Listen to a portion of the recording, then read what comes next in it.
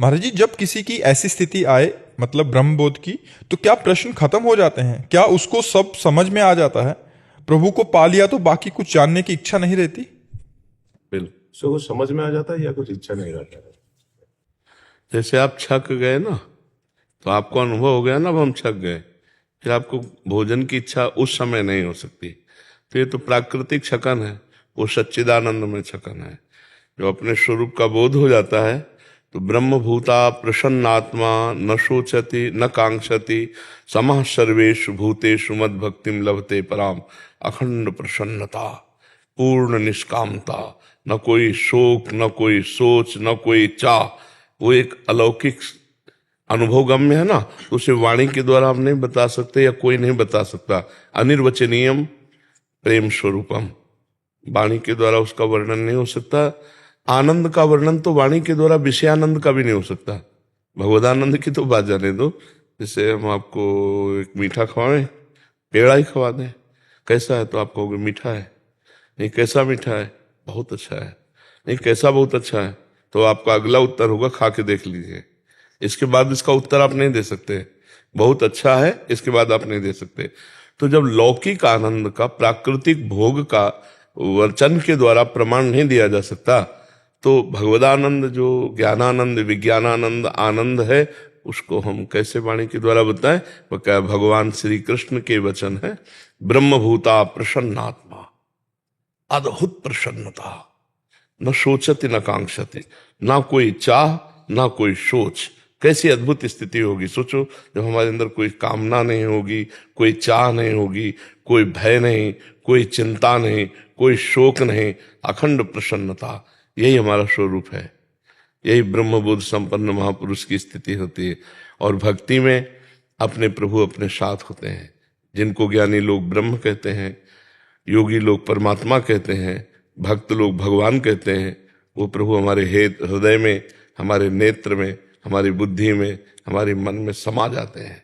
पीर मूर्ति नयनन बसे तेहि रस राहे समाए, ये लक्षण सुन प्रेम के और न कछु सुहाए, और न कछु सुहाए शब्द पर देखिए, फिर अपने रस मातो।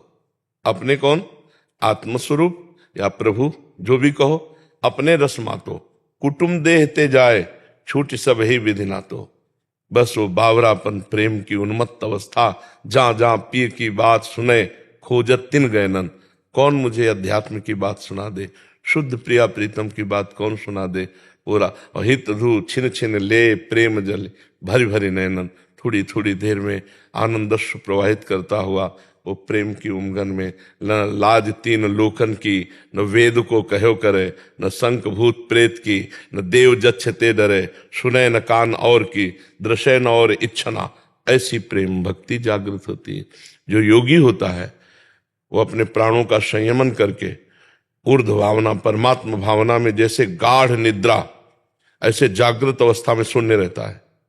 गाढ़ निद्रा में कोई चिंतन नहीं, पर बेशुद्ध अवस्था होती है। वो शुद्ध में रहते हुए भी गाढ़ निद्रा की तरह रहता है, परमात्मा स्थित। तो योगी की भी वही स्थिति, शून्य, कोई चिंतन नहीं। ज्ञानी की भी यही स्थिति, कोई चिंतन नहीं। और प्रभु के सिवा कोई चिंतन नहीं, सोई भक्त। ये चरम अवस्था की स्थिति है। यहाँ न कुछ जानना है न पाना है, यहाँ न कुछ बाकी रह गया है और न कुछ पूर्ण हुआ है।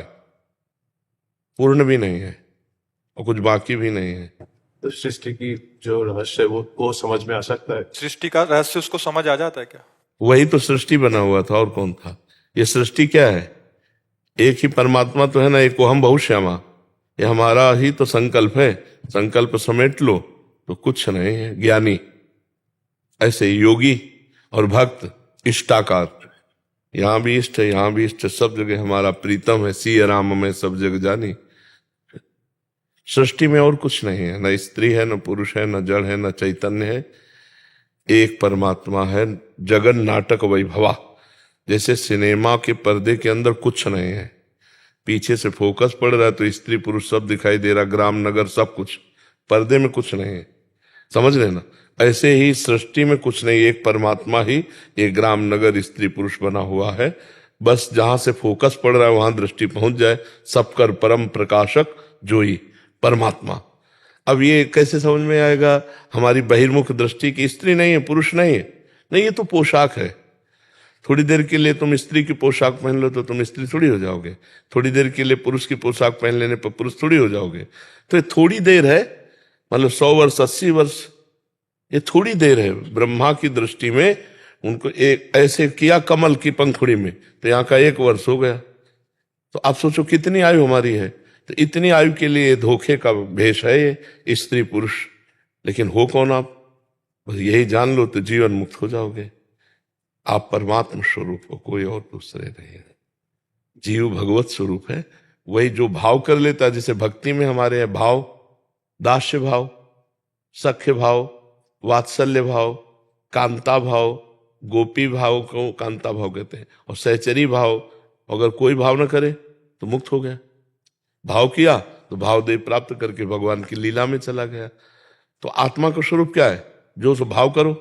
नहीं है कोई भाव तो जो असली स्वरूप है वो मुक्त स्वरूप है, मोक्ष स्वरूप है।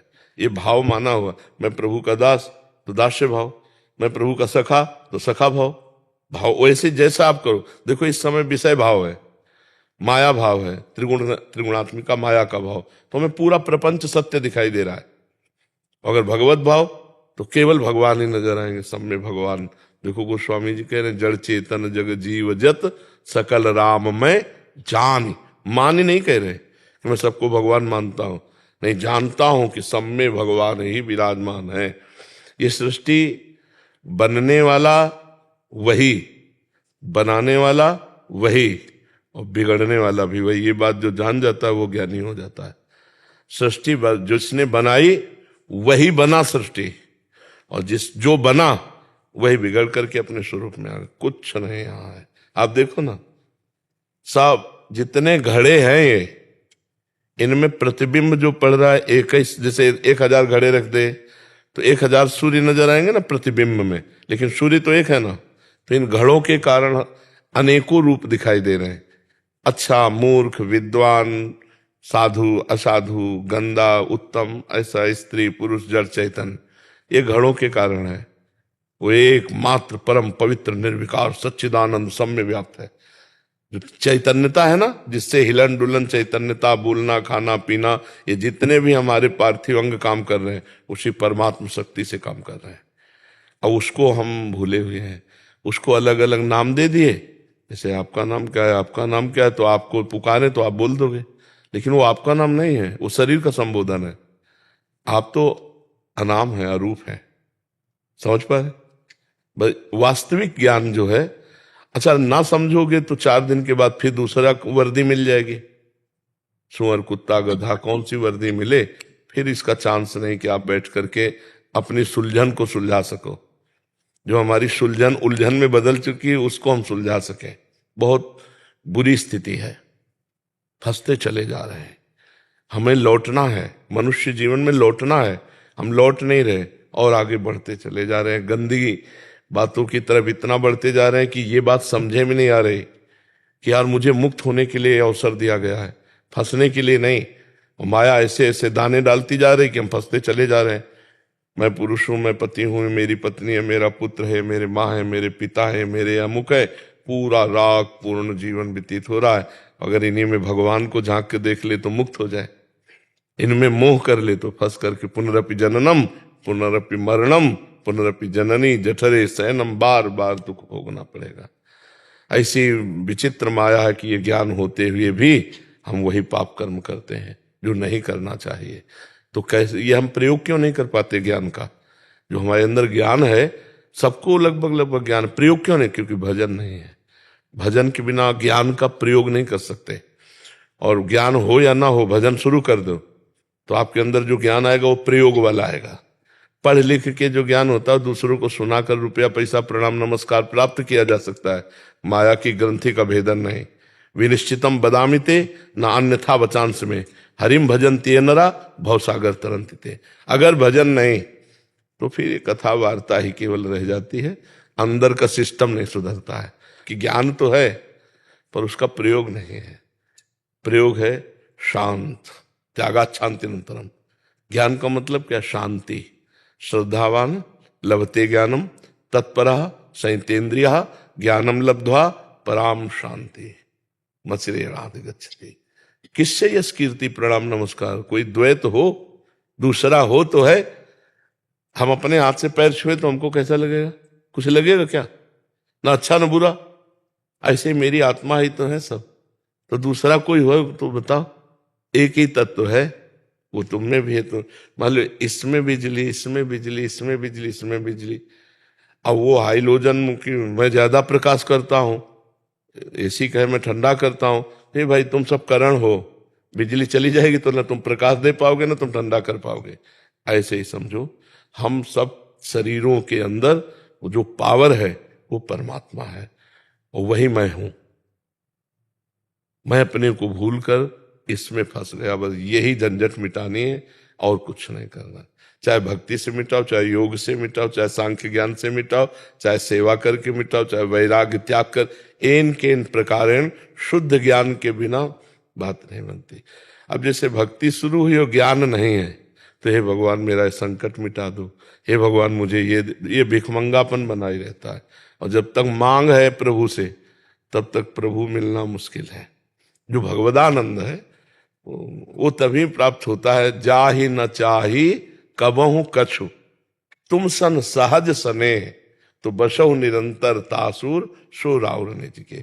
जिसने चाह मिटा दी वही भक्त, जो अचाह हो गया वही ज्ञानी, जो आप्त काम, कामनाओं का संपूर्ण त्याग वही योगी। साधना का फल ये है, कामना का मिट जाना। आप बोलो इस सृष्टि में कौन सी चीज है जो आप लेके चलोगे हमारे साथ?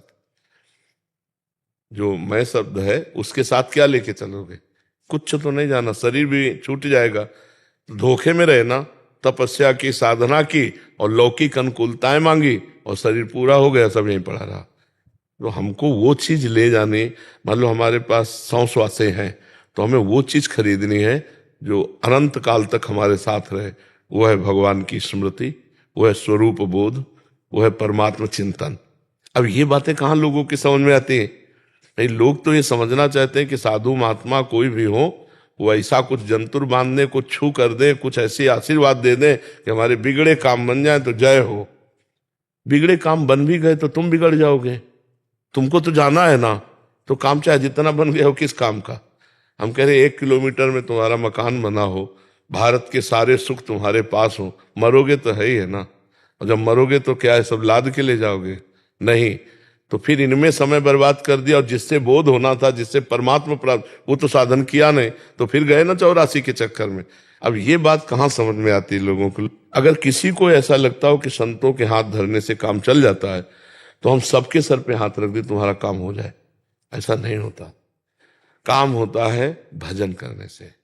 हम भजन करेंगे और कामनाएं करेंगे तो भगवान उसकी पूर्ति। पक्का समझो, फ्री यहाँ कुछ नहीं है, हम तुमसे स्पष्ट बता रहे हैं। ये ऐसी बाजार यहाँ फ्री कुछ नहीं है। यहाँ जो कुछ तुम्हें चाहिए तो तुम्हें कर्म करना पड़ेगा, या तुम्हारे पास पूर्व का बैंक बैलेंस पुण्य का हो तो मिलेगा, नहीं तो नहीं मिलेगा। अगर पूर्व का बैंक बैलेंस पाप अधिक है और तुम इस समय खूब मेहनत कर रहे हो तो भी नहीं मिलेगा, तुम्हें दुख भोगना पड़ेगा। भाई यही ज्ञान जैसे सृष्टि का हो जाता है ना, वो बड़ा प्रवीण होकर अपने को बचा करके निकल जाता है। तो ये ज्ञान तो केवल संतों से मिलेगा, शास्त्र में आप नहीं पकड़ पाओगे। क्योंकि शास्त्र का अनुभव करके जब वो बोलते हैं हमारी भाषा में सरल, तो हम समझ जाते हैं। शास्त्र भाषा ऐसी है कि जैसे राजा के खजाने को बहुत भूल भुलैया में रखा जाता है। मार्ग वही है, पर इतने मार्ग बता दिए गए कि वो आदमी पहुंच नहीं पाएगा जहां खजाना रखा है। तो जो राजा का निजी जन हो जाता है, उसको पता होता है कि ये सब भूल भुलैया, सीधा ये मार्ग है। जैसे हम कभी कभी कहते हैं, देखो तुम लोगों को ज्यादा चिंता करने की जरूरत नहीं, तुम अपने कर्तव्य कर्म को भगवान की पूजा समझो, अपने परिवार में भगवान को देखो, नाम जप करो, इसी से भगवत प्राप्ति हो जाएगी। बिल्कुल सरल भाषा में सब शास्त्रों का सार। भगवान को परिवार में पहले देखो, बाहर देखने की जरूरत नहीं, पहले घर में देखो। पहले अपने में देखो, फिर घर में देखो, फिर मोहल्ले में देखो, फिर ग्राम में देखो, फिर प्रदेश में देखो, फिर देश में, फिर विश्व में। फैलाओ अपने भावना को, अभी भगवत प्राप्ति हो जाएगी। भगवत प्राप्ति के लिए सही पूछो तो भगवत प्राप्त हो बस यही जानने के लिए है। जो व्यवधान है उनको हटाया जा रहा है। यही व्यवधान, राग और द्वेष, अपना और पराया, मैं और तू, माया का स्वरूप क्या है? मैं अरु मोर तोर तै माया, जेहि बस कीन्हे जीव निकाया। मैं, तू, मेरा, तेरा, इसी को मिटा देना है। मैं और तू नहीं। जहां मैं और तू है वहां माया है, जहां तू ही तू है वहां भक्ति है, और जहां मैं ही मैं है वहां ज्ञान है। एक पकड़ लो, एक मार्ग में चल लो। समझ पाए आप?